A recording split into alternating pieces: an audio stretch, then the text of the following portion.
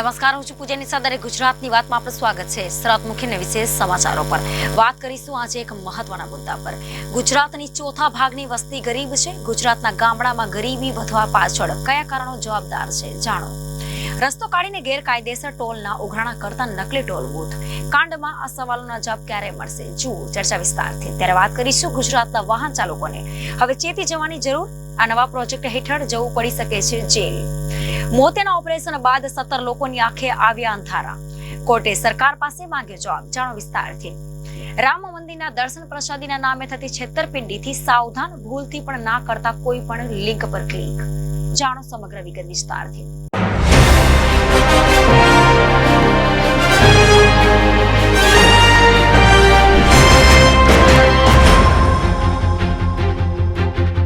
તો હવે ચર્ચા ગુજરાતની વાતમાં સમાચાર વિગતવાર. આ કહાની છે ગુજરાતના ભાવનગર જિલ્લામાં આવેલા એક અનોખા ગામની. લોકવાયક એવી છે કે વર્ષો પહેલા જે ગામની સ્થાપના અંગ્રેજોએ કરી હતી, આજે પણ એક સ્થિતિમાં છે અકબંધ. અંગ્રેજો ખ્રિસ્તી ધર્મ પાળતા હતા, તેથી અહીં પણ ખ્રિસ્તી ધર્મ જ પાળવામાં આવે છે. જાણો આ ગામ વિશે. ભારત એ ધર્મ અને સંસ્કૃતિ દર્શન કરાવતો દેશ છે. અહીં અનેક સંતો મહંતો આવ્યા છે અને અહીં જ જપ તપ કરીને અહીંની જ ધરતીમાં સમાઈ ગયા. એમાં વાત જ્યારે ગુજરાતની અને આપણા સૌરાષ્ટ્રની હોય તો પૂછવું જ શું. જ્યાં સાધુ સંતોના મેળા, હિન્દુ સંસ્કૃતિના અનેક મંદિરો અને સનાતન ધર્મના આસ્થાના કેન્દ્રો આવેલા છે. જો કે આ બધાની વચ્ચે સૌરાષ્ટ્રનું એક એવું ગામ પણ છે જેના વિશે સાંભળીને તમને નવાઈ પણ લાગશે. ગુજરાતમાં એક એવું ગામ છે જ્યાં હિન્દુ ધર્મના પ્રતીકનું એક નિશાન પણ નથી. અંગ્રેજો કરી ગયા હતા આ ગામની સ્થાપના. આજે પણ એક સ્થિતિમાં છે અકબંધ. આ ગુજરાતની કહાની છે અને ભાવનગરના જિલ્લામાં આવેલા એક અનોખા ગામની કહાની છે. લોકવાયક એવી છે કે વર્ષો પહેલા જે ગામની સ્થાપના અંગ્રેજોએ કરી હતી. અંગ્રેજો ખ્રિસ્તી ધર્મ પાળતા હતા, તેથી અહીં પણ ખ્રિસ્તી ધર્મ જ પાળવામાં આવ્યો હતો. આ ગામમાં કોઈ મંદિર કે મસ્જિદ નથી.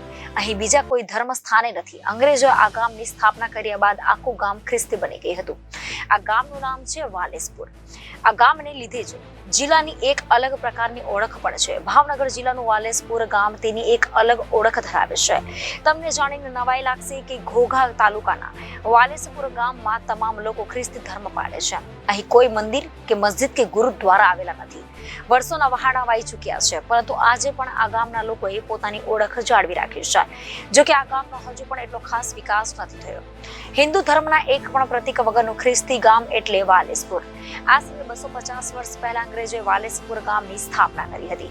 એ સમયે ઘોઘા બંદર વિશ્વ પ્રસિદ્ધ હતું. ત્યાંથી 15 કિલોમીટરના અંતરે અંગ્રેજો વેપાર વાણિજ્યમાં ગામનો ઉપયોગ કરતા હતા. ભૌગોલિક રીતે આ ગામનું સાનુકૂળ જળવાયું હતું.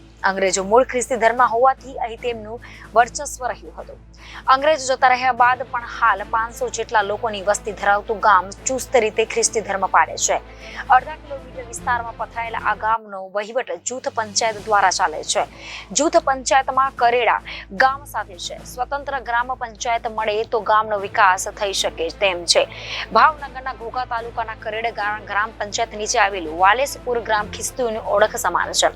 કારણ કે સમગ્ર સૌરાષ્ટ્રમાં આ એક માત્ર એવું ગામ છે જેની તમામ વસ્તી ક્રિશ્ચિયન ધર્મના અનુયાયીઓની છે. ગુડ ફ્રાઈડે પહેલા આ ગામમાં પેશન વીકની ભારે આસ્થાભેર ઉજવણી થાય છે. આ ગામના લોકો દયાળુ અને પ્રેમાળ છે. કેટલાક સમયથી આ ગામમાં કોઈ વિખવાદ થયો નથી. 148 વર્ષ પહેલા છગનલાલ ભગવાન દાસ વ્યાસે આ ગામ બંધાયું હતું, જેમાં તે સમયે માત્ર 9 પરિવાર રહેતા હતા. આજે આ ગામમાં 200ની આસપાસ પરિવારો વસવાટ કરે છે અને આજે પણ ગામની વસ્તીનો આંક લગભગ 1000ની આસપાસનો જ છે. કરેડ ગ્રામ પંચાયત સાથે જોડાયેલા આ ગામના લોકોનો મુખ્ય વ્યવસાય ખેતી અને પશુપાલન છે. ખ્રિસ્તી મશીનરીઓ દ્વારા શિક્ષણ ક્ષેત્રે મહત્વનું યોગદાન અપાય છે. મશીનરીઓ અહીં શાખા શરૂ કરી હતી, પણ તે પાછળથી સરકારી સ્કૂલ સાથે ભેળવી દેવામાં આવી છે. અમદાવાદ, વડોદરા, રાજકોટ અને સુરતમાં સરકારી અને ખાનગી હોસ્પિટલમાં પણ ઋતુજન્ય રોગચાળો બેકાબુ બન્યો છે, જેને લઈને આરોગ્ય વિભાગ પણ સતર્ક બન્યું છે. ગુજરાતમાં રોગચાળાની કેવી સ્થિતિ છે અને રાજ્ય સરકારનું આરોગ્ય વિભાગનું શું લઈ રહ્યું છે તકેદારીના પગલા, તે જુઓ વિસ્તારથી. ગુજરાતમાં શિયાળાની ઠંડીની જેમ રોગચાળો પણ હવે તંત્રના કાબુની બહાર જઈ રહ્યો છે. જી હા, રાજ્યના મહાનગરો અને શહેરોની હોસ્પિટલમાં દર્દીઓ ઉભરાયા છે. અમદાવાદ, વડોદરા, રાજકોટ અને સુરતમાં સરકારી અને ખાનગી હોસ્પિટલમાં પણ ઋતુજન્ય રોગચાળો બેકાબુ બન્યો છે, જેને લઈને આરોગ્ય વિભાગ પણ સતર્ક બન્યું છે. ગુજરાતમાં રોગચાળાની કેવી સ્થિતિ છે અને રાજ્ય સરકારનું આરોગ્ય વિભાગ શું લઈ રહ્યું છે તકેદારીના પગલા મહાનગરોમાં જુઓ. સમગ્ર રાજ્યમાં ઠંડીની ઋતુએ જોર પકડ્યું છે, એવામાં આરોગ્ય વિભાગની ચિંતા પણ વધી છે. મહાનગરો અને જિલ્લાઓમાં બેકાબુ થતા રોગચાળાને કાબુ કરવા માટે આરોગ્ય વિભાગ દ્વારા ખાસ તાકેદારી રાખવામાં આવી રહી છે. સૂચના પણ આપવામાં આવી છે. ગાંધીનગર આરોગ્ય વિભાગ દ્વારા તમામ જિલ્લાના આરોગ્ય અધિકારી અને મેડિકલ કોલેજને પત્ર લખીને સ્પષ્ટ સૂચના આપવામાં આવી છે, જેમાં કહેવામાં આવ્યું છે કે સિઝનલ ફ્લૂ રોગના ફેલાવા અંગે ઝીણવટભરી તકેદારી રાખવી, જિલ્લાના આરોગ્ય તંત્રને રોગચાળાને પહોંચી વળવા સતર્ક રહેવાની સૂચના આપવી, દર્દીઓનું AB અને C કેટેગરી મુજબ વર્ગીકરણ કરવું, જરૂરિયાત મુજબ દર્દીઓના સેમ્પલ તપાસ અર્થે મોકલવા, દવાઓ અને મેડિકલ સામગ્રીનો પર્યાપ્ત જથ્થો રાખવો, ICUના સ્ટાફને વેન્ટિલેટરી અને ક્રિટિકલ કેરની તાલીમ આપવી. વકરતા રોગચાળાને લઈને તંત્રની આ ચેતવણીનું પણ એક કારણ છે. માત્ર રાજકોટ શહેરની વાત કરીએ તો રાજકોટમાં એક સપ્તાહમાં ઋતુજન્ય રોગચાળામાં મોટો ઉછાળો જોવા મળ્યો હતો. શરદી, ઉધરસ સહિત અન્ય રોગમાં એક સપ્તાહમાં 1752 જેટલા કેસ નોંધાઈ ચૂક્યા છે. રાજકોટ શહેરમાં રોગચાળો વકરતા અહીં સરકારી હોસ્પિટલમાં દર્દીઓની લાંબી લાઈને જોવા મળી રહી છે. એક તરફ ઋતુજન્ય રોગચાળો તો બીજી તરફ રક્તપિત્તના દર્દીઓની સંખ્યામાં પણ વધારો થયો હતો. રાજ્યોમાંથી છેલ્લા 13 દિવસમાં રક્તપિત્તના 705 દર્દીઓ મળી આવ્યા છે અને તંત્ર દ્વારા આવા દર્દીઓને શોધવા માટે અભિયાન હાથ ધરવામાં આવ્યું છે. રોગચાળાને ડામવા તંત્ર દ્વારા અનેક પ્રયાસો કરવામાં આવી રહ્યા છે, પરંતુ હોસ્પિટલમાં દર્દીઓની સંખ્યા દિવસે ને દિવસે વધી રહી છે. મોરબી જિલ્લાના વાંકાનેર નજીક વઘાસિયા પાસે ટોલ પ્લાઝા આવેલો છે. આ ટોલ નાકે બાયપાસ કરીને ટોલ નાકાની બાજુમાં આવેલા વ્હાઇટ હાઉસના નામના બંધ પડેલા કારખાનામાંથી ગેરકાયદેસર રસ્તો કાઢીને ગેરકાયદેસર ટોલ ઉઘરાણા કરવામાં આવતા હતા.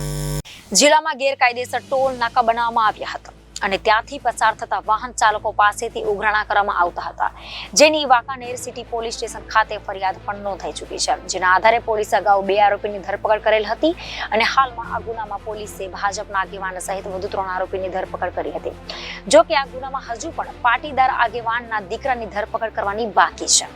મોરબી જિલ્લાના વાંકાનેર નજીક વઘાસિયા પાસે ટોલ પ્લાઝા આવેલ હતો. આ ટોલ નાકાને બાયપાસ કરીને ટોલ નાકાની બાજુમાં આવેલ વ્હાઇટ હાઉસ નામના બંધ પડેલા કારખાનામાંથી ગેરકાયદેસર રસ્તો કાઢીને ગેરકાયદેસર ટોલ નાકા ઉઘરાણા કરવામાં આવ્યા હતા. તેવી જ રીતે વઘાસિયા ગામ પાસેથી પણ વાહનોને ગેરકાયદેસર ઉઘરાણા કરીને પસાર કરવા દેવામાં આવતા હતા, જે અંગેની ગત 4 ડિસેમ્બરના રોજ વાંકાનેર વ્હાઇટ હાઉસ કારખાનાના માલિક અમરસિંહભાઈ જયરામભાઈ પટેલ, વઘાસિયા ગામના માજી સરપંચ ધર્મેન્દ્ર ઝાલા સહિત કુલ મળીને 6 શખ્સોની સામે વિશ્વાસઘાત, છેતરપિંડી અને ઠગાઈની ફરિયાદ નોંધવામાં આવી હતી. જે ગુનામાં હાલમાં પોલીસે 3 આરોપીની ધરપકડ કરી છે. ગુનામાં પહેલા પોલીસ દ્વારા આરોપી રવિરાજસિંહ વનરાજસિંહ ઝાલા અને હરવિજયસિંહ જયુભાઈ ઝાલાની ધરપકડ કરવામાં આવી હતી. ત્યારબાદ હાલમાં વાંકાનેર સિટી પોલીસ દ્વારા આ ગુનામાં ભાજપના આગેવાન ધર્મેન્દ્રસિંહ બહાદુરસિંહ ઝાલા, તેના ભાઈ યુવરાજસિંહ બહાદુરસિંહ ઝાલા અને હિતેન્દ્રસિંહ જટુભા ઝાલાની ધરપકડ કરવામાં આવી હતી અને આરોપીના રિમાન્ડ લેવા માટે તજવીજ શરૂ કરવામાં આવી હતી. જોકે આ ગુનામાં હજુ પણ પાટીદાર સમાજના આગેવાન જયરામભાઈ વાસણજાણિયાના દીકરા અમરીશીભાઈ જયરામભાઈ પટેલને પકડવામાં બાકી છે. મોરબી જિલ્લામાં ધમધમાતા બોગસ ટોલ નાકા મામલે જે ફરિયાદ નોંધાઈ હતી, તેમાં જે આરોપીનું નામ જોગ ઉલ્લેખ હતો તે મુજબના આરોપીને હાલમાં પોલીસ દ્વારા પકડવામાં આવી રહ્યા છે. જો કે દરરોજ ત્યાં ગેરકાયદેસર ઉઘરાણા કરવા માટે કોણ બેસતા હતા, કોના કહેવાથી બેસતા હતા, રોજનું કલેક્શન કેટલું હતું અને તે રૂપિયા કોને આપવામાં આવતા હતા, તે સહિતની બાબતનો આજ દિવસ સુધી કોઈ ખુલાસો થયેલ નથી.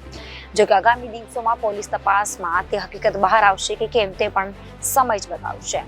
હાલમાં દેશભરમાં 15મી જાન્યુઆરીથી 15મી ફેબ્રુઆરી સુધી માર્ગ સલામતી મહિનાની ઉજવણી કરવામાં આવી રહી છે, જેના ભાગરૂપે ગુજરાત સરકારે NICના સહયોગથી વન નેશન વન ચલણ પ્રોજેક્ટ અમલમાં મૂક્યો છે. એના ભાગરૂપે હવે મોબાઈલ એપ્લિકેશનમાં ચલણ એપ્લિકેશન 16મી જાન્યુઆરીથી શરૂ કરવામાં આવી છે. ટ્રાફિકના નિયમોનો ભંગ કરી ચલણ પણ ન ભરનારા વાહન ચાલકોને ચેતી જવાની જરૂર છે, કારણ કે સરકાર દ્વારા શરૂ કરેલા નવા પ્રોજેક્ટ હેઠળ આવા ચાલકોને કોર્ટમાં અને જેલમાં પણ જવું પડી શકે છે. હાલમાં દેશભરમાં 15મી જાન્યુઆરીથી 15મી ફેબ્રુઆરી સુધી માર્ગ સલામતી મહિનાની ઉજવણી કરવામાં આવી રહી છે, જેના ભાગરૂપે ગુજરાત સરકારે NICના સહયોગથી વન નેશન વન ચલણ પ્રોજેક્ટ અમલમાં મૂક્યો છે. તેના ભાગરૂપે હવે મોબાઈલ એપ્લિકેશનમાં ઈ ચલણ એપ્લિકેશન 16મી જાન્યુઆરીથી શરૂ કરવામાં આવી છે. અત્યાર સુધી પોલીસ દ્વારા તરકસ એપ્લિકેશન થકી ઈ ચલણ આપવામાં આવતા હતા, જે હવેથી આ પ્રોજેક્ટ હેઠળ આ એપ્લિકેશન થકી traffic police helmet, seat belt, over speed તેમજ નો પાર્કિંગ સહિતના ટ્રાફિકના નિયમોના ભંગ બદલ ઈ ચલણ આપશે, જેમાં વાહન ચાલકો સ્થળ પર પણ દંડ ભરી શકશે અને જો સ્થળ પર દંડ ન ભરવો હોય તો બાદમાં પોતાના ફોન થકી પણ ભરી શકશે. આ એપ્લિકેશનમાં ભારતના કોઈ પણ રાજ્યની ગાડી કોઈ પણ અન્ય જગ્યાએ નિયમોનું ભંગ કરશે તો તેને આની મદદથી પોલીસ ઈ ચલણ કાપી શકશે. વાહન ચાલકોને ઈ ચલણ મળ્યાના 90 દિવસમાં તેને ભરી દેવું પડશે. જો આ સમયગાળામાં ઈ ચલણ ન ભરાય તો તે ચલણ 90 દિવસ બાદ વર્ચ્યુઅલ કોર્ટમાં ટ્રાન્સફર થઈ જશે અને જો વર્ચ્યુઅલ કોર્ટમાં ચલણ ગયાના 45 દિવસ સુધી દંડ ભરવામાં નહીં આવે તો બાદમાં તે ચલણ ફિઝિકલ કોર્ટમાં ટ્રાન્સફર થશે અને બાદમાં કોર્ટ દ્વારા સમન કાઢી જે તે વ્યક્તિને કોર્ટમાં હાજર રાખવી શકશે અને સજા કરશે. આ એપ્લિકેશનની ખાસિયત એ છે કે તેમાં ચલણ જનરેટ થયાની સાથે જ આરટીઓમાં તે જોઈ શકાશે અને તેથી વાહન ચલણ ભર્યા વિના પોતાનું વાહન વેચી કે ટ્રાન્સફર કરી શકે નહીં, જેથી ટ્રાફિક પોલીસે હોવાથી વાહન ચાલકોને ટ્રાફિકના નિયમો પાળવા માટેની અપીલ કરી છે. ભાવનગર માર્કેટિંગ યાર્ડમાં કુલ 17 બેઠક પરની ચૂંટણીમાં જેમાં 10 ખેડૂત પેનલ, 4 વેપારી અને 3 સરકારી બેઠકનો સમાવેશ થાય છે, જેમાં ચૂંટણી પૂર્વે વેપારી પેનલની 4 બેઠકોની બિનહરીફ થઈ ભાજપના ફાળે ગઈ હતી. ભાવનગર ચિત્રા માર્કેટિંગ યાર્ડ ખાતે આજે ખેડૂત પેનલની 10 બેઠકો માટેની મતગણતરીનો પ્રારંભ થયો છે, જેમાં અંતે મતગણતરી બાદ યાર્ડની ચૂંટણીમાં ભાજપનો ભગવો લહેરાયો હતો, જેમાં 10 બેઠકમાંથી 5 બેઠક કબજે કરી છે, જેથી કુલ 17માંથી 12 બેઠકો સાથે ભાજપે યાર્ડમાં સત્તા હાંસલ કરી છે. ભાવનગર માર્કેટિંગ યાર્ડમાં કુલ 17 બેઠક પરથી ચૂંટણી, જેમાં 10 ખેડૂત પેનલ, 4 વેપારી અને 3 સરકારી બેઠકનો સમાવેશ થયો છે, જેમાં ચૂંટણી પૂર્વે વેપારી પેનલની 4 બેઠકોની બિનહરીફ થઈ ભાજપના ફાળે ગઈ હતી, જ્યારે ખેડૂતોની 10 બેઠકો માટે યોજાયેલા મતદાન બાદ આજે યોજાયેલી મતગણતરીમાં ભાજપનો ભગવો લહેરાયો હતો. ખેડૂતો પેનલની 10 બેઠકો પૈકી 5 બેઠક ભાજપના ફાળે ગઈ હતી, જ્યારે અગાઉની 4 વેપારી અને 3 સરકારી બેઠક, જેમાં જિલ્લા રજિસ્ટર, ખેતીવાડી અધિકારી અને 1 કોર્પોરેટર પણ ભાજપની પેનલને સમર્થન આપતા કુલ 12 બેઠક સાથે ભાજપની પેનલ યાર્ડમાં સત્તારૂઢ બની હતી, જેના પરિણામોમાં ભાજપના દિગુભા ગોહિલ, સંજયસિંહ માલપર, રઘુભા ગોહિલ, રણછોડ જાજડિયા અને નોંધાભાઈ જાંબુચા વિજેતા બન્યા હતા, જ્યારે કોંગ્રેસના ભીખાભાઈ જાજડિયા, સુરજીતસિંહ ગોહિલ, ધર્મેન્દ્રસિંહ ગોહિલ, સહદેવસિંહ ગોહિલ અને વિરમદેવસિંહ ગોહિલ વિજેતા બન્યા હતા. યાર્ડમાં છેલ્લા 14 વર્ષથી વહીવટદારનું શાસન હોય ત્યારે હવે ભાજપની પેનલ યાર્ડનો વધુ વિકાસ અને ખેડૂતોના પડતર પ્રશ્નોને ન્યાય આપશે. આજે ખેડૂત પેનલની ચૂંટણી હતી, એમાં 5 બેઠક ભાજપને આવી છે, 5 બેઠક કોંગ્રેસને આવી છે. અમારી આખી પેનલ આવવાની અમારી ગણતરી હતી અને પેનલ અમારી આવે ખરી, કારણ કે અમે ખેડૂતો માટે વર્ષોથી કામ કરીએ છીએ. 22% મહેકમથી અમે કામો માર્કેટયાર્ડમાં કર્યા છે. ખેડૂતોને 24 કલાકમાં 12 કલાક સુધી ગમે ત્યારે મળી શકીએ છીએ. ત્યારે અમને એવી અપેક્ષા હતી કે અમારી આખી પેનલ છૂટાઈ જશે, પણ કેટલાક લોકોએ ક્રોસ વોટિંગ કર્યું, કેટલાક લોકો મતલબમાં ફસાઈ ગયા કે ભાજપની આગળ અત્યારે પૈસાનું જોર છે અને લગભગ 25-30% જમવાનું આમ તેલ બધું, અને ખેડૂતો પણ અત્યારે મતલબી સ્વાર્થી થઈ ગયા છે. કારણ કે હું ખેડૂતનો માણસ છું એટલે મને ખબર છે કે માણસોને જમાડે અને કંઈક પૈસા થોડા ઘણા આપી દે, 1000, 2000, 5000, એટલે માણસો મતોમાં ફેરફાર કરી નાખે છે. જ્યારે અમારી વર્ષોથી પદ્ધતિ છે, 97થી હું માર્કેટયાર્ડમાં ચેરમેન તરીકે કામ કરું છું, તો અમે કોઈ દિવસ જમવાનો કાર્યક્રમ રાખ્યો જ નથી, કે કોઈ દિવસ કર્યો નથી, કે કોઈને 1 રૂપિયો કરી આપ્યો જ નથી. અને જે ભાજપવાળાએ પદ્ધતિ કરી એ પદ્ધતિ પ્રમાણે એને એમ હતું કે બેનાના અમે આખી પેનલ કરી દઈશું, પણ અમે ભાજપને તો ચોખ્ખો ફાયદો જ છે, કારણ કે એ જે પૈસાથી અને લાલસોથી જે જમાડવાથી જે પ્રયત્ન લીધા છે, મને ખબર છે કે આ ભાજપમાંથી એકી આગેવાન ખેડૂતો માટે અહીંયા હાજર રહેવાનો નથી, મારી ગેરંટી છે. કારણ કે ખેડૂતોનું કામ, આ માર્કેટયાર્ડનું કામ બહુ યાદું કામ છે, બહુ લેન્ધી કામ છે.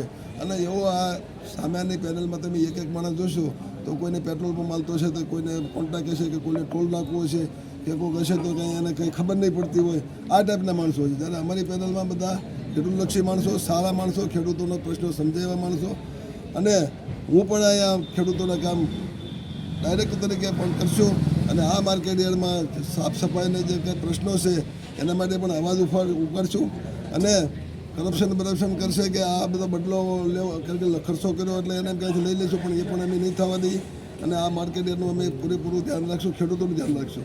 ખેડૂતોનો અમારે મતલબ એટલે કહેવો પડ્યો કે બધા ખેડૂતોને ખબર છે કે ભીખાભાઈ જાદડિયા અહીંયા આખો દિવસ મળી શકે છે, જ્યારે ભાજપના આગેવાન કોઈ મળી શકે એમ નથી, એ બધાને ખબર છે. પણ કોઈને આમાં કેટલાક મતદારો એવા હોય એટલે એ બધો ફેરફારો થયા અને અડધી સીટો અમારી થોડાક મતે ગઈ. ખાસ કરીને જ્યારે 5 ભાજપ શું કહેશો?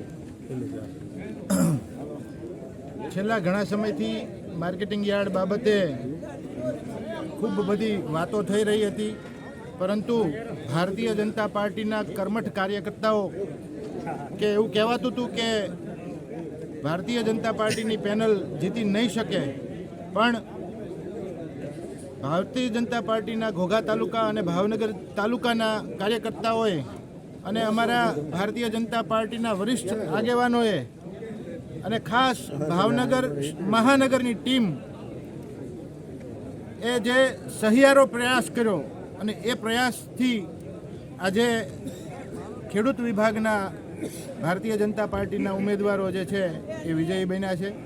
એમાં સૌ ભારતીય જનતા પાર્ટીના કાર્યકર્તાઓની ખૂબ બધી મહેનત રહી છે. અમદાવાદ નજીક આવેલા માંડલમાં ટ્રસ્ટ સંચાલિત શ્રી રામાનંદ આંખની હોસ્પિટલમાં મોતિયાના ઓપરેશન બાદ 17 થી વધુ દર્દીઓને અસર થયા બાદ તમામ 17 દર્દીઓને અમદાવાદમાં મંજુશ્રી હોસ્પિટલમાં સારવાર અપાઈ રહી છે.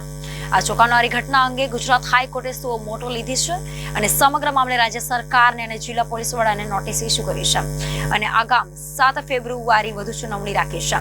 ઉલ્લેખનીય છે કે પીડિતાઓના મોતિયાના ઓપરેશન આ હોસ્પિટલ ખાતે કરવામાં આવ્યા હતા. પ્રાપ્ત થતી વિગતો અનુસાર આ હોસ્પિટલમાં ઓપરેશન કરાવનારા તમામ દર્દીઓ સુરેન્દ્રનગર, પાટણ અને અમદાવાદ જિલ્લાના હોવાનું સામે આવ્યું છે. ઓપરેશન કરાવ્યા બાદ 5 લોકોને દ્રષ્ટિ ઓછી થઈ ગઈ હતી અને દર્દીઓને આંખથી દેખાતું ન હોવાની અંધાપાની ફરિયાદ હતી. તેમની તકલીફમાં વધારો થતા 5 જેટલા દર્દીઓને સારવાર અર્થે સિવિલ હોસ્પિટલ ખાતે ખસેડવામાં આવ્યું હતું. ત્યારબાદ મંગળવારે મોડી રાત્રે 17 દર્દીઓને અમદાવાદની મંજુશ્રી હોસ્પિટલમાં સારવાર માટે દાખલ કરાયા હતા. બીજી તરફ ગુજરાત હાઈકોર્ટે આ ગંભીર ઘટનાની સુઓ મોટો લીધી છે. Justice A.S. સુપૈયાની ખંડપીઠે સુઓ મોટો લીધી છે. માંડલની રામાનંદ ચેરિટેબલ હોસ્પિટલમાં આંખનું ઓપરેશન કરાવવાથી અનેક લોકોએ દ્રષ્ટિ ગુમાવી છે. હાઈકોર્ટે સમગ્ર મામલે રાજ્ય સરકાર અને જિલ્લા પોલીસ વડાને નોટિસ ઇસ્યુ કરીને અને પ્રાથમિક અહેવાલ રજૂ કરવા કોર્ટે હુકમ કર્યો છે. ઓપરેશન સમયે કઈ બેદરકારી દાખવી હતી અને મેડિકલ પ્રોટોકોલનું પાલન થયું છે કે કેમ તેમ હાઈકોર્ટે પૂછ્યું હતું અને સ્વાસ્થ્ય અને પરિવાર કલ્યાણ વિભાગ પાસેથી પણ ખુલાસો માંગ્યો છે. હાલ આ બનાવ બાદ તંત્ર દોડતું થયું છે. મેડિકલ ક્ષેત્રમાં આવા પ્રકારની બેદરકારી દર્દીઓ માટે ઘણી નુકસાનકારક સાબિત થઈ શકે છે. હવે યોગ્ય તપાસ બાદ જ આવું બનવા પાછળનું સાચું કારણ સામે આવશે. હવે એ જોવું રહ્યું કે આ બેદરકારી સામે તંત્ર તપાસ બાદ કેવી એક્શન લેશે. હાલ દેશભરમાં રામ મંદિરના પ્રાણ પ્રતિષ્ઠા મહોત્સવની રાહ જોવાઈ રહી છે. અયોધ્યામાં બનેલા ભવ્ય રામ મંદિરમાં રામલાલા વિરાજમાન થશે. એ ક્ષણનું સાક્ષી બનવા માટે આખું ભારત આતુર છે. ઘરે ઘરે લોકો રામનું નામ લઈ રહ્યા છે. ત્યારે આ માહોલનો લાભ લઈને ગુનેગારો લોકો પાસેથી પૈસા પડાવી રહ્યા છે. આ વખતે આવા ગુનેગારોએ પૈસા પડાવવા માટે લીધી છે રામનો સહારો. રામના નામે પૈસા પડાવવાની આ તરકીબ જાણીને તમે પણ હેરાન થઈ જશો. જુઓ સમગ્ર ઘટના વિસ્તારથી. હાલ રામ મંદિરમાં દર્શનના નામે ખોટી લિંક ફરતી થઈ હોવાનો ઘટસ્ફોટ સામે આવ્યો છે. અયોધ્યામાં રામ મંદિર નિર્માણ થવાની સાથે 22 જાન્યુઆરી ભગવાન રામની પ્રાણ પ્રતિષ્ઠા થવાની છે. ત્યારે કેટલાક લેભાગુ તત્વો દ્વારા ભગવાન રામના નામે સોશિયલ મીડિયા પર લિંક મોકલી અયોધ્યા રામ મંદિરમાં વીઆઈપી દર્શન કરાવવાના નામે રૂપિયા પડાવવામાં આવી રહ્યા છે. એ જ રીતે ઓનલાઈન વસ્તુઓનું વેચાણ કરતી કંપની એમેઝોન પર કેટલાક લોકો દ્વારા અયોધ્યા રામ મંદિરના પ્રસાદોનું વેચાણ કરવામાં આવતું હોવાનું ધ્યાન આવ્યું છે. આ વિશે વિશ્વ હિન્દુ પરિષદના પ્રવક્તા હિતેન્દ્રસિંહ રાજપૂતે સ્પષ્ટ કરતા જણાવ્યું હતું કે VHP તરફથી ઓનલાઈન વીઆઈપી દર્શનની કોઈ વ્યવસ્થા કરાઈ નથી. એ જ રીતે શ્રી રામ મંદિર તીર્થ ટ્રસ્ટ તેમજ VHP તરફથી કોઈ પ્રસાદનું વિતરણ કરાતું નથી. આથી આ રીતે વીઆઈપી દર્શનના નામે કેટલાક લેભાગુ ઠગ કંપનીઓની છેતરામણી જાહેરાતમાં લલચાવું નહીં. એ જ રીતે રામ મંદિરના પ્રસાદના નામે કોઈએ ઓનલાઈન કે એમેઝોનની સાઇટ પરથી નકલી તેમજ ગેરમાર્ગે દોડતી પ્રોડક્ટની ખરીદી કરવી નહીં. કોંગ્રેસમાંથી સત્તાનો સ્વાદ ચાખવા ભાજપમાં આવેલા પૂર્વ મંત્રી હાલ ભાજપથી ભયંકર નારાજ હોવાની વાતો જોર પકડી રહ્યું છે. જેના કારણે તેઓ હાલ પક્ષ અથવા સરકારના એક પણ કાર્યક્રમોમાં જોવા મળતા નથી. આ નેતાજી લોકસભા પહેલા કંઈક નવા જૂનીના મૂડમાં હોવાની પણ ચર્ચા છે. એક બાજુ હાલ ઓપરેશન લોટસ અંતર્ગત લોકસભા પહેલા ભાજપ ભરતી કરી રહ્યું છે. કમલમમાં વિવિધ પક્ષના આગેવાનો મળવા આવતા હોય છે, ત્યારે બીજી બાજુ ભાજપના જ એક પૂર્વ મંત્રી ભાજપથી ભયંકર નારાજ છે. આ મંત્રી પર સૌ કોઈની નજર છે. તેઓ નવા જૂનીની તૈયારીમાં છે. એક તરફ કોંગ્રેસના અસંતુષ્ટોને કેસરીયો ખેસ ધારણ કરાવી કમલમમાં ભરતી થઈ રહી છે, તો બીજી તરફ ભાજપમાં જ આંતરિક ડખા વધ્યા છે. રાજકીય વર્તુળોમાં એવી ચર્ચા છે કે ભાજપ અસંતુષ્ટો સામે પગલાં ન લેવાતા પૂર્વ મંત્રી જવાહર ચાવડાએ પક્ષ જ નહીં સરકારી કાર્યક્રમનો બહિષ્કાર કરી દીધો છે. માણાવદરની બેઠક પરથી સતત ચૂંટાતા પૂર્વ મંત્રી જવાહર ચાવડા ભાજપથી ખફા છે. આ વખતે વિધાનસભાની ચૂંટણીમાં જવાહર ચાવડાને હરાવવામાં ભાજપના જ સ્થાનિક અસંતુષ્ટોએ અહમ ભૂમિકા ભજવી હતી. આ કારણોસર જવાહર ચાવડાએ 3500 મતોથી હાર થઈ હતી. આજકાલ ગુજરાત રાજ્યના પૂર્વ પ્રવાસન મંત્રી જવાહર ચાવડા ભાજપથી નારાજ છે. છેલ્લા કેટલાક વખતથી નારાજ ચાવડાએ પક્ષના જ નહીં સરકારી કાર્યક્રમમાં જવાનું પણ ટાળ્યું છે. ત્યારે લોકસભાની ચૂંટણી અગાઉ કંઈક નવા જૂની થાય તેવા એંધાણ વર્તાઈ રહ્યા છે, કારણ કે તેઓ વર્ષો સુધી કોંગ્રેસમાં રહ્યા બાદ સત્તાનો સ્વાદ ચાખવા અને મંત્રી પદનો મેળવવા માટે ભાજપમાં આવ્યા હતા. ભાજપમાં આવ્યા બાદ શરત અનુસાર તેમને મંત્રી પદ પણ અપાયું હતું. જો કે લાંબો સમય સુધી એ સુખ ભોગવા ન મળ્યું. ભાજપે જ પોતાની સરકારને ઉથલાવી દીધી અને નો રિપીટ થિયરીની બધાને ઘર ભેગા કરી દીધા હતા. સૂત્રોના મતે માણાવદર મત વિસ્તારમાં વિધાનસભાની ચૂંટણીમાં ભાજપના કયા સ્થાનિક નેતાઓએ પક્ષ વિરોધી કામ કર્યું હતું તે અંગે વિગતવાર માહિતી સાથે જ જવાહર ચાવડાએ પક્ષ પ્રમુખ CR પાટીલને રજૂઆત પણ કરી હતી. પણ આ વાતને 1 વર્ષ કરતા વધુ સમય વીત્યો છે. હજુ સુધી પક્ષ વિરોધીઓ સામે કોઈ પગલાં લેવાયા નથી.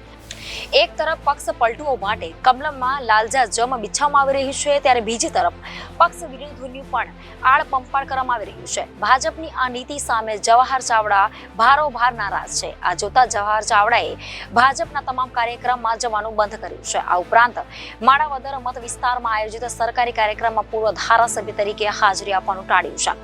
એવી ચર્ચા રાજકીય વર્તુળોમાં વહેતી રહી છે. અને આગ હોય તો જ ધુમાડો ઉઠે એ વાત પણ એટલી જ સાચી છે. નારાજ જવાહર ચાવડાએ અત્યારે તો ભાજપ સાથે જાણે કોઈ રાજકીય નાતો ન હોય તેવું વલણ અપનાવ્યું છે. શિસ્તબદ્ધ ગણાતા પક્ષમાં જ આંતરિક ડખા વધ્યા છે. એટલું જ નહીં, પક્ષ વિરોધીઓને પણ છાવરવામાં આવી રહ્યા હોવાથી નારાજ જવાહર ચાવડા આગામી દિવસોમાં કંઈક નવા જૂની કરવાના મૂડમાં છે. ઉત્તર ભારતના મોટા ભાગના વિસ્તારોમાં ગાઢ ધુમ્મસ અને ઠંડીના કારણે જનજીવન ખોરવાઈ ગયું છે. IMDએ પંજાબ, હરિયાણા અને ચંદીગઢમાં આગામી 2 દિવસ માટે ઠંડીનું રેડ એલર્ટ જાહેર કર્યું છે. ગુજરાતમાં કેવી ઠંડી હશે એ પણ જુઓ વિસ્તારથી. દિલ્હી, NCR સહિત સમગ્ર ઉત્તર ભારતમાં ઠંડીનો કહેર યથાવત છે. ગાઢ ધુમ્મસ અને ઠંડીના કારણે જનજીવન ખોરવાઈ ગયું છે. દિલ્હી, પંજાબ, હરિયાણા, રાજસ્થાન અને ઉત્તર પ્રદેશમાં તીવ્ર ઠંડી પડી રહી છે. IMDએ પંજાબ, હરિયાણા અને ચંદીગઢમાં આગામી 2 દિવસ માટે ઠંડીનું રેડ એલર્ટ જાહેર કર્યું છે. હવામાન વિભાગના જણાવ્યા અનુસાર હાલમાં થોડા દિવસો સુધી ઠંડીમાં રાહત મળવાની કોઈ શક્યતા નથી. ગુજરાતની વાત કરીએ તો ગુજરાતમાં ઠંડી ચમકારો રહ્યો હતો. જો કે સોમવાર કરતા મંગળવારના દિવસે ઠંડીનો પારો ઉચકાયો હતો. રાજ્યના પાટનગર ગાંધીનગરમાં 9.8 ડિગ્રી તાપમાન સાથે ગુજરાતનું સૌથી ઠંડુ શહેર રહ્યું હતું, જ્યારે ઓખા 19.5 ડિગ્રી લઘુત્તમ તાપમાન સાથે રાજ્યનું ગરમ શહેર રહ્યું હતું. હવામાન વિભાગે આપેલા આંકડા પ્રમાણે ગુજરાતમાં ઠંડીમાં આંશિક ઘટાડો થયો હતો. જો કે ઠંડા પવનોના કારણે લોકો ઠૂંઠવાયા હતા. ઠંડીના ચમકારાના કારણે લોકોએ કામ વગર ઘરની બહાર નીકળવાનું ટાળ્યું હતું. મંગળવારે રાજ્યના પાટનગરમાં 9.8 ડિગ્રી લઘુત્તમ તાપમાન નોંધાયું હતું. આમ ગાંધીનગર રાજ્યનું સૌથી ઠંડુ શહેર બન્યું હતું, જ્યારે 19.5 ડિગ્રી લઘુત્તમ તાપમાન સાથે રાજ્યનું ગરમ શહેર રહ્યું હતું. આમ ગુજરાતમાં મંગળવારે 9.8 ડિગ્રી, બિહારમાં પણ ઠંડીની રાહત મળવાની કોઈ આશા નથી. આ ઉપરાંત આગામી દિવસોમાં વરસાદને લઈને એલર્ટ પણ આપવામાં આવ્યું છે. હવામાન વિભાગના જણાવ્યા અનુસાર રાજસ્થાનના અડધાથી વધુ જિલ્લાઓમાં આગામી 3 દિવસ સુધી ગાઢ ધુમ્મસની શક્યતા છે. આ સાથે વિભાગે કોલ્ડ વેવ અને હિમવર્ષાની શક્યતા પણ વ્યક્ત કરી છે. સ્કાયમેટ અનુસાર પંજાબ, ઉત્તર પશ્ચિમ રાજસ્થાન, ઉત્તર પ્રદેશ અને પૂર્વ બિહારના ભાગોમાં ઠંડા દિવસની સ્થિતિ જોવા મળી શકે છે. તે જ સમયે ઉત્તર પ્રદેશ અને બિહારના ઘણા સ્થળો પર પશ્ચિમ ઉત્તર પ્રદેશ, હરિયાણા અને ઉત્તર પશ્ચિમ રાજસ્થાનના કેટલાક ભાગોમાં ઠંડા દિવસની સ્થિતિ પરવર્તે તેવી શક્યતા છે. ઉત્તર પશ્ચિમ રાજસ્થાન, ઉત્તર મધ્યપ્રદેશ, આસામ, ત્રિપુરા અને આંધ્રપ્રદેશના કેટલાક ભાગોમાં ગાઢ ધુમ્મસની સંભાવના છે. આ સિવાય પંજાબ, હરિયાણા, ઉત્તર પ્રદેશ અને બિહારના કેટલાક ગામોમાં ગાઢ ધુમ્મસ છવાઈ શકે છે। મુખ્યપ્રધાને દિલ્હીમાં મેળાની નીતિ આયોગની બેઠકમાં કહ્યું હતું કે ગુજરાતના ખેડૂતો સમૃદ્ધ છે, પણ ગામડામાં ગરીબી વધી છે, તેથી શહેરોમાં પણ ગરીબી વધી રહી છે। ખેડૂતો કંગાળ થતા ગરીબી ઘટવાના બદલે વળી છે, ત્યારે ગુજરાત ખરેખર કેટલું ગરીબ છે તેની ચોંકાવનારી વિગતો મળી રહી છે। ગુજરાત સરકારે વિધાનસભામાં જાહેર કર્યું હતું કે 31 લાખ કરતા વધારે પરિવાર ગરીબી રેખા હેઠળ જીવે છે। ગુજરાતના ગામડામાં ગરીબી વધવા પાછળ કયા કારણો જવાબદાર છે જાણો। ગુજરાતની ચોથા ભાગની વસ્તી ગરીબ છે। જો મોદી વિકાસ કર્યો હોત તો રાજ્યમાં 31,46,413 પરિવાર ગરીબી રેખા નીચે જીવી રહ્યા ના હોત। 2004 અને 5માં ગ્રામ્ય વિસ્તારમાં કુલ વસ્તીના 21.8% લોકો ગરીબી રેખા નીચે જીવતા રહ્યા હતા। હવે તે 25% વધી ગયા છે। રૂપાણી મુખ્યપ્રધાન બન્યા ત્યારબાદ 36,000 કુટુંબો ગરીબી રેખા હેઠળ વધ્યા હતા। ગુજરાત સરકાર કહે છે કે બહારના લોકો ગુજરાતમાં આવે છે એટલે ગરીબી વધી છે। ખરેખર તો ખેડૂતો તૂટી રહ્યા છે, તેના કારણે ગરીબી વધી રહી છે। વિકાસ માત્ર ઔદ્યોગિક ક્ષેત્રે જ થયો છે, જ્યાં ખેતી કરતા માંડે 4% રોજગારી મળે છે। તેથી 2017ની ગુજરાત વિધાનસભાની ચૂંટણીમાં ગ્રામ્ય વિસ્તારોએ ભાજપને મત ન આપીને વિપક્ષને વધુ ધારાસભ્યો આપ્યા હતા। 12 જુલાઈ 2018માં ગરીબીના આંકડા જાહેર કરાયા હતા, જે બતાવે છે કે ઉદ્યોગથી રોજગારી મળતી નથી, પણ ખેતીથી મોટી રોજગારી મળી રહે છે। નર્મદા યોજનાની નહેરો ખેતરો સુધી ન પહોંચી તે ગરીબીનું સૌથી મોટું કારણ છે। ખેતી તૂટી રહી છે। ગુજરાત 1,20,00,000 જમીનના ટુકડા છે, 50 લાખ ખેડૂત કુટુંબો છે, 24,000 કરોડ દેવું છે। 42% ખેડૂત કુટુંબો પર સરેરાશ દરેક પર 16,74,000 દેવું છે। 15 વર્ષમાં ખેત મજૂરોનો વધારો થયો છે। 17 લાખ ખેત મજૂરો વધી ગયા છે। 2001 પછી 4 લાખ ખેડૂતો ઘટી ગયા છે, જે ગરીબ બની જતા મજૂર તરીકે કામ કરે છે। જમીન નાના ટુકડામાં વહેંચાઈ રહી છે। કુટુંબ વિભાજનના કારણે જમીન ટુકડામાં ફેરવાઈ રહ્યું છે, તેથી તે જમીન ખેડવી પોસાય તેમ ન હોવાથી ખેડૂતો જમીન વેચી રહ્યા છે। જમીન વેચીને તેઓ મજૂરી કામ માટે જોતરાઈ રહ્યા છે। ગુજરાતમાં 2005 અને 6માં 46,61,000 ખેડૂતો હતા, તે 2010માં 11માં વધીને 48,85,000 થયા હતા।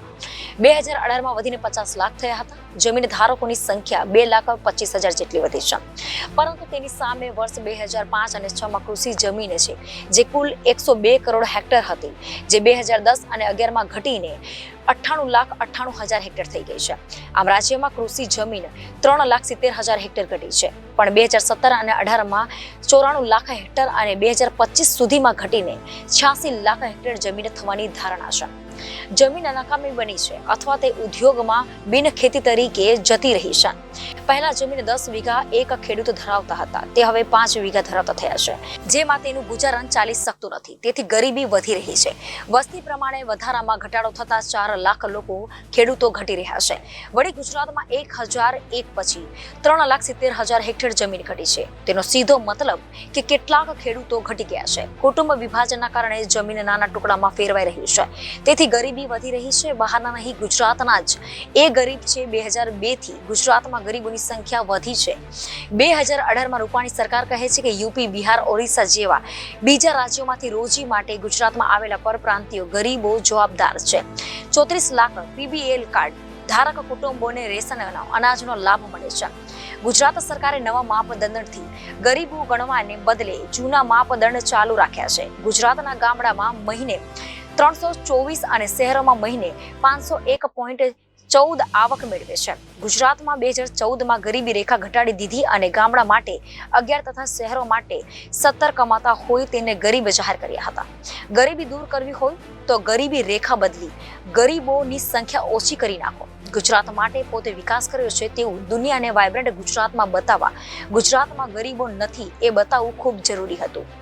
28 વર્ષ પછી પણ ગરીબી કોંગ્રેસની દેન। રૂપાણી 18 નવેમ્બર 2018માં ગુજરાતના મુખ્યપ્રધાન વિજય રૂપાણીએ જાહેર કર્યું હતું કે દેશમાં બેરોજગારી, ગરીબી અને ભ્રષ્ટાચાર કોંગ્રેસની દેન છે, પણ ગુજરાતમાં ભાજપની સરકાર 1996થી છે, જેને 23 વર્ષ થયા, અને ભાજપની ભાગીદારી વાળી સરકાર તો 1991થી છે, તો પછી 27 વર્ષથી તો ગુજરાતમાં કોંગ્રેસ સત્તા પર નથી, તો ગરીબી કેમ વધી રહી છે? રૂપાણી સરકારનું અનાજ ખાઈ જવાનું એ મોટું કૌભાંડ છે કે પછી ગુજરાતમાં ગરીબી વધી રહી છે? ગુજરાતમાં 25%થી વધુ પરિવારો ગરીબી રેખા નીચે જીવી રહ્યા છે। ભાજપની ગરીબી દૂર કરવાની નીતિ હોત તો 27 વર્ષમાં ગુજરાતમાં તે ગરીબી દૂર કરી શક્યા હોત, પણ તેમ થયું નથી। ગરીબોને રહેવા 50 લાખ મકાનો 2012 થી બનાવવામાં આવ્યા હતા. એક પણ ગરીબને મફત મકાન મળ્યું નથી. બેરોજગારીના કારણે 5 વર્ષમાં 1146 લોકોએ આત્મહત્યા કરી હતી. શાળાએ જવાના બદલે મજૂર રાજ્યમાં 4,20,000 જેટલા બાળ મજૂરો હોવાનું નેશનલ સેમ્પલ સર્વે ઓર્ગેનાઇઝેશને જાહેર કર્યું હતું. ગરીબી અને ભૂખમરામાં સપડાયા હોવાના કારણે કામ કરે છે. ઈસવીસન 2004 અને 5 માં સર્વે દરમિયાન રાજ્યમાં 3,09,000 જેટલા બાળકો ભણવાની ઉંમરે મજૂરી કામ કરતા હતા. તે સંખ્યામાં ઉત્તરોત્તર વધારો થયો છે. ગુજરાતમાં 4% બાળ મજૂરો હતા, જ્યારે ગ્રામીણ ક્ષેત્રે ગુજરાત ઝારખંડ પછી દેશમાં બીજા નંબરે છે. તેનો મતલબ છે કે ગરીબી ગામડાઓમાં વધારે છે. ગરીબ કલ્યાણ મેળા એક તૂત મુખ્ય પ્રધાન વિજય રૂપાણીએ જાહેર કર્યું હતું કે ગરીબી દૂર કરવા ગરીબ કલ્યાણ મેળાએ ગુજરાતની સરકારની વિશિષ્ટ ઓળખ બન્યા છે. 2009 થી 11 વર્ષ 2070 ગરીબ કલ્યાણ મેળા યોજીને 2 કરોડ લોકોને તેમાં આવરી લેવાયા હતા. તો પછી ગરીબી કેમ ઘટતી નથી? આટલા નાણાંમાં તો દરેક ગરીબને પાકું મકાન મફતમાં આપી શકાતું હોત. ગરીબીથી કુપોષણ વધે છે, તેથી સરકાર પર આરોગ્યનું આર્થિક ભારણ વધે છે. ગુજરાતમાં એક પણ ઝૂંપડું ન હોવું જોઈએ, તેના બદલે 20 લાખ કુટુંબોને રહેવા સારું ઘર નથી. ગરીબી ભારત છોડો ગુજરાતમાં બાળ મૃત્યુ દર અને એની માયા વધુ છે. 1,50,00,000 લોકોને પૂરતું ખાવાનું મળતું ન હોય તે સરકારે રાજ કરવાનો કોઈ અધિકાર નથી. ગરીબી મૂળ સમસ્યા, જો ગરીબી દૂર થઈ જાય તો મોટા ભાગે કોઈ સમસ્યા રહેતી નથી. ગરીબી ભ્રષ્ટાચારનું મૂળ છે. જો ગરીબી દૂર થાય તો ભ્રષ્ટાચાર દૂર થઈ શકે છે. ગરીબી દૂર કરવાનું સૌથી પહેલું પગથિયું તેમને સારું ઘર આપવાનું છે. પછી તે સારી રીતે જીવશે તો રોજગારી તે જાતે શોધી લેશે. સારા ઘરથી તેનું આરોગ્ય પણ સુધરશે. 20 લાખ ઘર બનાવવા માટે 40,000 કરોડની જરૂર છે, જે સરકાર આરામથી ઊભા કરી શકે તેમ છે. જો આટલું થાય તો ગુજરાત સરકારને આરોગ્યના 5,000 કરોડ બચી શકે તેમ છે, જેથી ખરેખર તો સરકારને 20 વર્ષમાં સાવ મફતમાં આ ઘર પડે તેમ છે. ગરીબી છે તો ભ્રષ્ટાચાર છે. જો ભ્રષ્ટાચાર દૂર કરવો હશે તો પહેલા ગરીબી દૂર કરવી પડશે. ઘર મળતા ઉત્પાદકતા વધશે, ઉત્પાદન પણ વધશે, તેથી માથાદીઠ આવક પણ વધી જશે. તો હવે ગુજરાતની વાતમાં લઈએ વિરામ. વધુ સમાચારો માટે જોતા રહો જનાદેશ ન્યૂઝ. નમસ્કાર.